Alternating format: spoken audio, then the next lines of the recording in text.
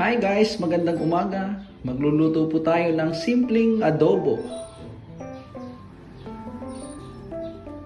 Ito po ang ating mga ingredients. Bawang, sibuyas, paminta, toyo, asukal at kalamansi. Bago po natin ito lutuin, kailangan po nating i-marinate ang karne para mas masarap ito. Una po, ilagay natin ang bawang, sibuyas.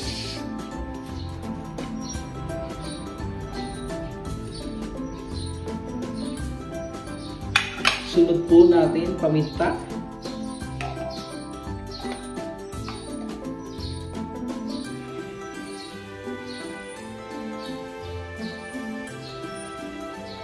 Asukal.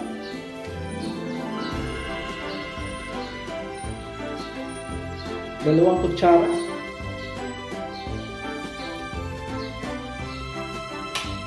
Kalamansi. 10 kalamansi. Huwag isama po yung mga buto. At soy sauce.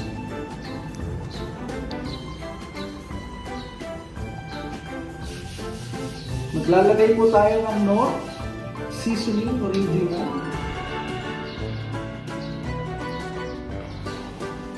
10 kutsara.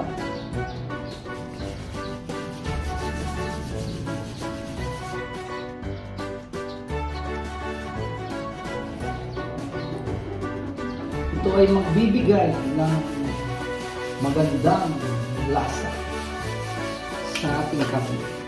At dato puti, silver swan.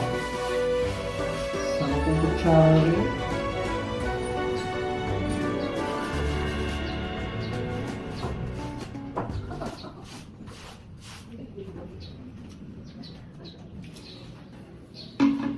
Tapos ay haluin natin.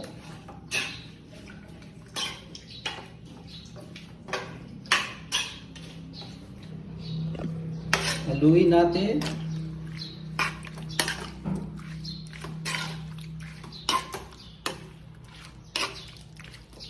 At i-marinate 30 minutes to 1 hour.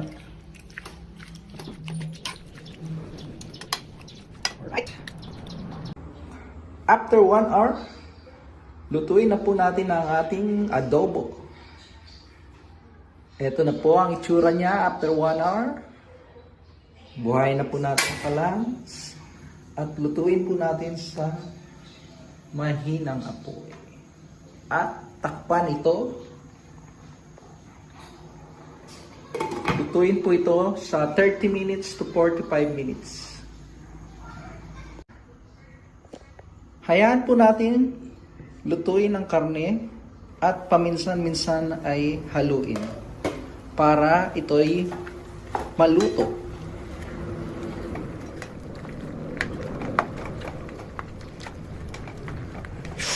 Hayaan po natin ulit maluto ito sa pamamagitan ng mahinang apoy at takpan. Guys, luto na! Luto na ang ating adobo. Sa mga mahihilig sa mga maanghang, pwede natin lagyan ito ng sili. Ito ay optional lamang.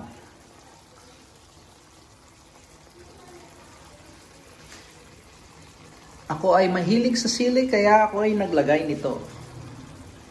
At lutuin ito ng 1 minute at pwede nang patayin ng apoy at ito'y luto na. Ito na po ang ating adobo. Luto na.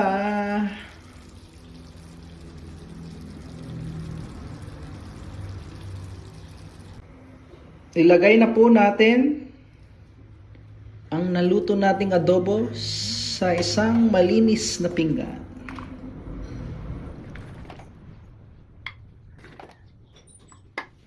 Siguradong sigurado mapapa extra rice kayo. Kaya kailangan nating dagdagan ang linutong kanin.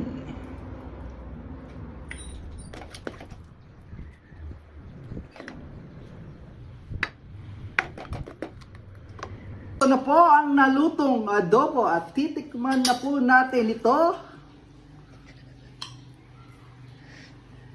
Ito ay masarap sa maraming kanin.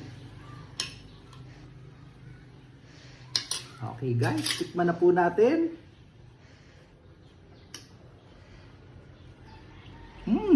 Ito ay malambot at masarap. Samahan natin ang kanin. Sarap! At dito na po nagtatapos ang aking vlog. Sana'y natuwa kayo at suportahan nyo ang aking vlog. Ready boy?